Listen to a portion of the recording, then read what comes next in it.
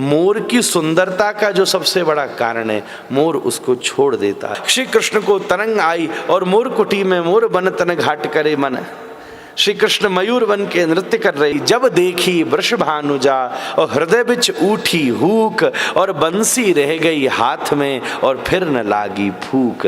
आज से तेरे इस दिव्य पंख को मैं अपने मुकुट के ऊपर धारण करता हूँ। मयूर की हड्डी है वो, और कुछ नहीं है। और जब मोर चलता है तो उसको पीछे छोड़ देता है।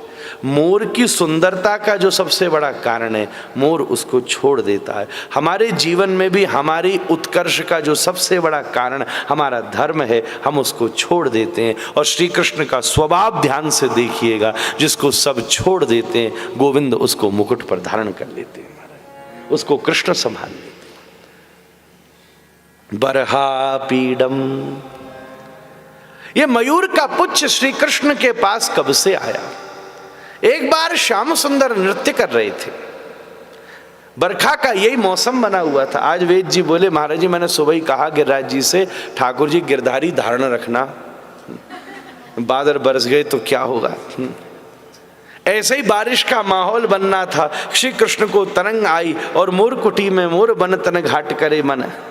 श्री कृष्ण मयूर बन के नृत्य कर रहे थे, उसी समय एक मोर आया और श्री कृष्ण के साथ नृत्य करने लगा। बड़ा गजब का नृत्य किया, ऐसा नृत्य किया, ऐसा नृत्य किया कि श्री कृष्ण भी थक गए महाराज, अब वो नाच ही जाए। भगवान बोले, भैया तेरी पूरी प्रजाति को नृत्य हमने सिखाया, ऐसा कौन सा तेने कहां से सीख लिया जो तू हमसे आगे आ गया? तो मयूर बोला, हे गोपाल, ये सब गुरु कृपा है। अच्छा, बोले ऐसा कौन सा तेरा गुरु है? बोले आए जाओ पीछे, तुम पीछे आओ, आओ दिखाऊं मैं। मयूर भागा आगे और श्री कृष्ण भागे आगे, और दौड़ते दौड़ते दौड़ते दौड़ते एक बड़ी भारी झाड़ी थी, झाड़ी की बाउंड्री थी, तो मयूर तो कूद करके चला गया उधर, और श्री कृष्ण ने हाथ से झाड़ी को हटा करके अंदर देखा तो श्री प्रिया जी ठुमका लगा के नृत्य कर रही थी। और ठाकुर जी ने देखते ही, जब देखी वृषभानुजा और हृदय बिच उठी हूक, और बंसी रह गई हाथ में और फिर न लागी फूक। जयदेव गोस्वामी कहते हैं, वेणु करान निपतितम स्खलितम शिखंडम भ्रष्टम च पीत वसनम मधुसूदनोपी। इसकी व्याख्या कैसे करोगे? बंसी गिर गई हाथ में, फिर न लागी फूक। थोड़ी देर में किशोरी जी ने देखा, जब श्री कृष्ण को भी सात्विक भाव आने लगे कि ये कैसे झाड़ी कांप रही है, प्रिया जी ने देखा, ओहो वाह माखन चोर, तुमने अब से नृत्य चोरी भी शुरू कर दी है। और प्रिया जी एकदम मान धर के चली गई। प्रिया जी तो चली गई, पर उसी समय श्याम सुंदर उसी रस में डूब गए।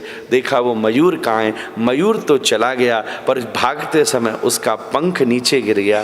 तो आज श्री ठाकुर जी ने, हे मयूर, तेरी वजह से मुझे प्रिया जी के इस दिव्य नृत्य को करने का अवसर मिल गया, इसलिए कृतज्ञता रूप में मैं तुझे क्या दूं, मैं तुझे क्या दूं। ला, आज से तेरे इस दिव्य पंख को मैं अपने मुकुट के ऊपर धारण करता हूँ।